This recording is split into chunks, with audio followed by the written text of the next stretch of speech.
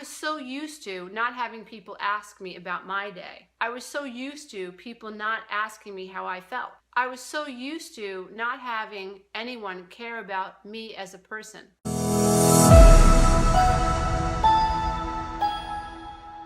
I decided today to give you a quick video of what I feel are 50 traits of narcissistic personalities. I like to say narcissistic traits opposed to like NPD, because NPD is something that a professional psychologist should be able to, or psychiatrist should be able to diagnose in someone. Narcissistic personality disorder is very different than dealing with people in our everyday life who present with narcissistic traits. I think that the more aware we are about narcissistic traits and codependent traits, the more confident we'll feel in everyday relationships. Before I knew I was codependent, I was like a sitting duck. I was attracting all sorts of people who had narcissistic traits who were violating my boundaries, and I had no idea that I even had a right to assert a boundary. I literally was like a feather in the wind. So whoever wanted to abuse me and say whatever they wanted to say to me, they said whatever they wanted to say, and I didn't even know how to acknowledge my pain. The 50 shades of narcissistic personality traits. Number 1, narcissists have the ability to fake empathy. Not every narcissist that you meet will be grandiose and will smell good and will actually appear like he or she thinks they are better than everybody else. Be aware, dear ones, not every narcissist actually comes off like they are grandiose. Sometimes narcissists have the ability, and very often they have the ability to actually fake empathy. Number 2, not every narcissist you meet will be boastful. Number 3, narcissists can actually appear to be quite humble. People with narcissistic traits and people who are narcissistic know how to manipulate others into trusting and believing in them. This is the goal of a narcissist, or somebody who has a narcissistic personality or who suffers with narcissistic traits. Once the narcissistic personality knows you trust them, that's when you start to feel like you're being swept around and abused. But a narcissistic person cannot play out this dynamic unless they have someone who is able to be manipulated into trusting them. Number 5. A narcissist's intention is to fool and manipulate others into believing they are more intelligent, wiser, richer, or more sexually robust than anyone they know. Number 6, eventually you will discover that a narcissist will begin spending time telling other people just how special they are. Sometimes a narcissist will begin talking about how smart they are, or they'll start bragging about their special achievements or their special skills. Lots of times it's a bunch of BS. You've got to be careful when you're studying, and so many of us on YouTube are studying this, and I think we should, but you have to be careful that you don't think about narcissistic personalities in a box. Narcissists show up with very different types of traits. Like if you're a man, you'll present with certain types of traits more than others, and if you're a female, you present with different traits as well. More often than not, it's the female that plays victim for the purpose of gaining the man's attention or the partner's attention, and this makes it very difficult for a man, let's say in this situation, who has fallen in love with the female narcissist to hold her accountable. Number 7, narcissists as a general rule tend to monopolize conversations and rarely if ever ask others about themselves, unless they have an ulterior motive to do so. 8, narcissists crave external validation in the form of power over others. They are not willing to do for others as a codependent would do to gain validation. They manipulate and coerce validation from others. The goal is power and control. Number 9, narcissists lack empathy for the people in their lives. Number 10, narcissists are actually annoyed when their partners, children, or friends begin sharing about their feelings. They have absolutely no time for what you're going through. Number 11, narcissists refuse to acknowledge the feelings of others and oftentimes will mock others for sharing what they feel. It doesn't happen all the time. Very early on in the relationship, a true narcissist with NPD or someone with a narcissistic personality who has the traits of a narcissist, they will wait and they'll let you think, they'll let this game play out where you really think that they care about your feelings, but over time, as the relationship, begins to evolve, you will notice that the narcissist really doesn't have time for your feelings. 12, narcissists tend to use sex as a form of control. Number 13, narcissists tend to associate power with sex. Number 14, female as well as male narcissists often use their sexual prowess as a lure to hook others into their web. Number 15, narcissists tend to not like other people who appear to be self-confident.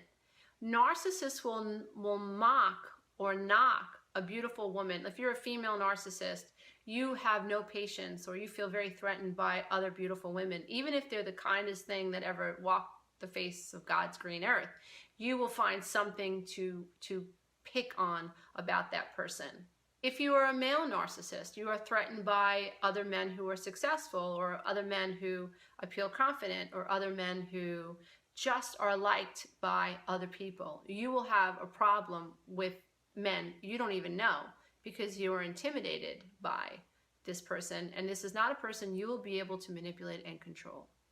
Number 16, narcissistic people seek out those who are kind because they know kind people will have a difficult time confronting them when things go wrong.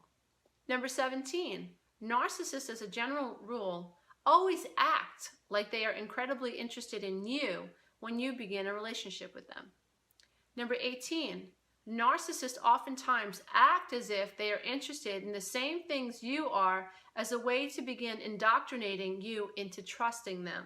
That happened to me. I met I think, psychopathic narcissist when I was single, and I felt so encouraged when I met him because he seemed to like everything that I liked, and he seemed to enjoy all the kinds of things that I enjoyed. And as time went on, I realized that it was all a ploy to get me hooked. 19, narcissists will tend to agree with everything you say when you first meet them. Even if they generally disagree with you, they will not risk that narcissistic supply by disagreeing with you. A healthy person has their own opinion and their own idea, and they don't feel like they have to agree with you. They're not afraid to disagree with you. A really healthy person understands that everybody has a right to their own opinion and is not threatened by the opinions of others. But a narcissist, when they meet you, will shake their head and agree with everything that you say, just because what they're trying to do is get you on the hook, to pull you in so they can eventually abuse you. 20, narcissistic friends talk about you behind your back, deliberately leave you out of conversations, and will also purposely not invite you to places as a way to exercise or exert control over the friendship. Number 21, narcissistic friends never ask you how you are, and instead see your relationship as an opportunity to fulfill some ego-centered need. For instance, you have a car and she doesn't want to take a cab to the bar. 22, narcissistic siblings treat you as if you have no worth. They ignore you. They shut you down and refuse to give you an ounce of respect. 23, narcissistic siblings as well as friends will try to steal your other friends, your clothes, and even your lovers. Number 24, narcissistic siblings harbor intense feelings of envy, anger, and rage for their victims, and oftentimes these feelings are mirrors of how the victim was treated by the parents in the home. The narcissistic sibling is simply treating the scapegoat of the family the way the parents of the home did.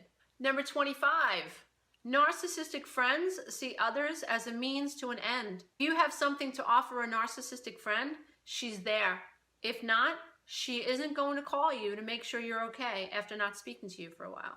Number 26, narcissistic friends have a way to make every conversation about them.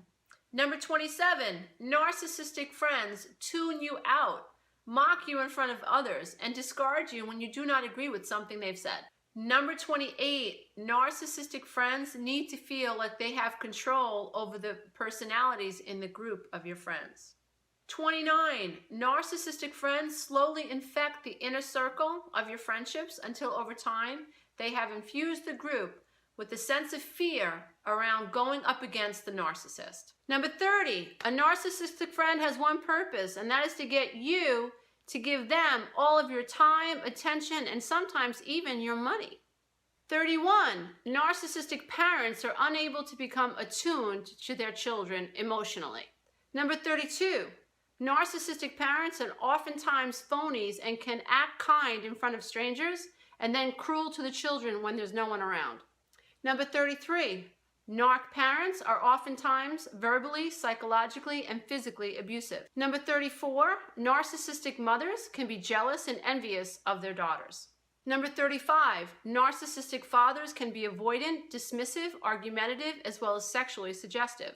Number 36, narcissistic parents are indifferent to what their children are experiencing.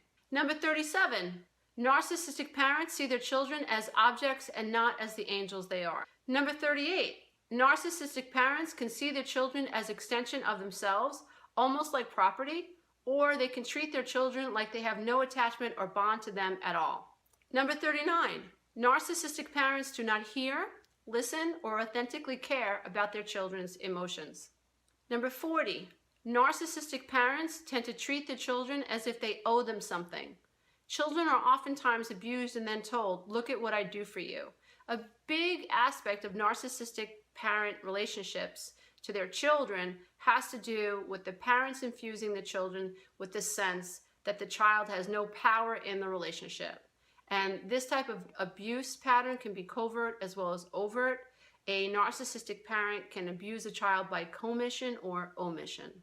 Number 41, narcissistic parents use guilt and shame as weapons against their children. Number 42, narcissistic lovers discard their victims when the victims are no longer willing to be an endless ego supply. Number 43, narcissists can discard you once the relationship is over or seek to completely annihilate you. Number 44, narcissistic spouses will lie about you in court, steal your money, your home, and your children, and fail to have any empathy for your experiences. 45, narcissistic lovers lie, cheat, steal, and will do just about anything to feel like they are in control over the breakup. 46, narcissists will lie about you, make up stories, and do just about anything to try and prove you are the crazy one. Sadly, they will never once consider how these lies are impacting your life. Number 47, narcissistic people and narcissistic people with personality traits of narcissists will create fake Facebooks, Twitters, and Instagram profiles just to keep tabs on you so that they can feel like they have control over the situation between you. Number 48, narcissistic lovers will throw you away the moment you present with a need, with wish or desire or concern you would like them to give consideration to. Number 49, narcissistic lovers tend to be flirtatious, suggestive, and crave attention from the opposite sex and will accuse you of being insecure when you call them out on it. Number 50, narcissists believe they deserve preferential treatment because for some reason they have come to believe is true, they are better, smarter, stronger, and or superior to others. Years ago, I had a narcissistic friend, and it wasn't easy for me to see. In fact, I didn't see it. She was absolutely drop-dead gorgeous. She had a lot of attention given her way from other men, and I did notice that she had an inability to connect to other people, but for some reason, she felt very connected to me. Now that I know what I know about codependency and narcissism, I realize now my codependency fed into her narcissism. I was so used to not having people ask me about my day. I was so used to people not asking me how I felt. I was so used to not having anyone care about me as a person. Unfortunately, it was very natural for me to pay attention to a narcissist. It was like a hand in a glove. The narcissist had a need, and the need was to get me to pay attention to her, and I did. It was an unfair and unbalanced relationship completely. I didn't know I was dealing with narcissism or I was dealing with someone who had narcissistic traits. It was difficult for me to understand what was really wrong. I didn't want to judge her because she wasn't bad to me, but the reality was she had no empathy for me as a person. The truth was she didn't see me. The absolute truth is I offered her a chance to have her feelings mirrored back to her because all I did was stand there and listen to her talk. If you observe friendships with other people. When you go out to dinner, or if you're in an office and you get to see people over time, it's really interesting to sit back and observe family relationships as well as social relationships with people. I now, when I'm out and about with my kids and I go out to breakfast or lunch or whatever with my kids or my husband, it's so interesting for me to look around the room and to observe other people's conversations. And when I notice that there's one person that's doing all the talking and everybody else in the conversation is just nodding their head, I tend to feel or wonder if that person, if the family understands that there's one person monopolizing the entire conversation. And I often wonder about the dynamics behind those situations. It could be very innocent. It could be that that's the family member that has an issue that day and the family's getting together to talk about it, or it could be something more. On the road to recovery, what I've learned is that it's absolutely essential that you become self-observing if you're going to heal. Narcissists are really unable to see their own personal flaws.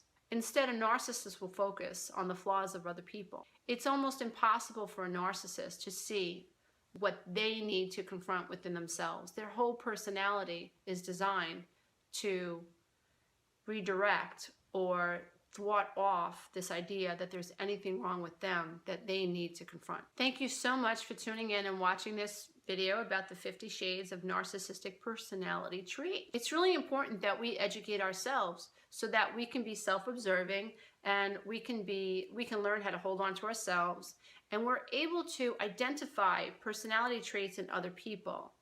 I had a private coaching session this morning, and what I encouraged my client to do was to understand that it is up to him to attract people who can mirror back to him his worth. This is the way we help each other and help the planet. As codependents, we tend to constantly flow our love towards other people. That's a beautiful thing.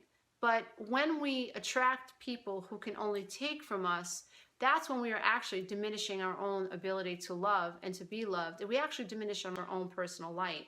Our job as codependents is to learn to heal this childhood programming that has us caught up in attracting narcissistic people who can't see us. It's not easy to recover from codependency, especially when you've been attracting narcissistic personalities your entire life. Very oftentimes you wonder, what's wrong with me? Why do I keep attracting the same personality over and over and over and over? And the reality is, it's not you, it's your programming. If you're attracting narcissistic people, it's because you have been tuned up to attract narcissistic people. There's something in your background, there's something in your family of origin that has taught you that this type of abuse is the norm. I believe most of us suffer from attachment traumas where we have been taught that we need to seek other people's validation because we never received the maternal validation that we needed so badly when we were children. And now here we are as adults and we're playing out that drama over and over. It's like act one, over and over and over and over. We are continually seeking that external validation we never received when we were children. So I'm hoping that this video and the videos that I have on YouTube and my books and my program and everything that I put out there helps arm you and helps you understand that your true personal power comes from within. You have to learn to observe your programs. You have to learn to observe yourself. You have to learn to observe other people objectively so that you can understand how you're showing up in relationships to other people and how other people are showing up in relationship to you. You are worthy, you are enough. And when you learn to believe that you start attracting people who are on that vibration. When we enter into relationships full of fear, we attract other people who will eventually make us feel afraid. They will abandon us. They will mock us. They will belittle us. And we will fear losing their attachment. So I'm all about helping you, the recovering codependent, the recovering abused adult child, heal from childhood programming so that you can connect to the power within, so that you can understand just how amazingly powerful you are, and you can go out there and you can create and manifest beautiful life experiences. When you do that, you not only heal yourself, but you help heal the people around you. You give your children new information and new data, a new program, a new template to seek after. When you do that, you help heal the world. And I'm so grateful. I'm so grateful that that's a possibility here on our planet. Thank you for watching, dear ones. Love you. Bye.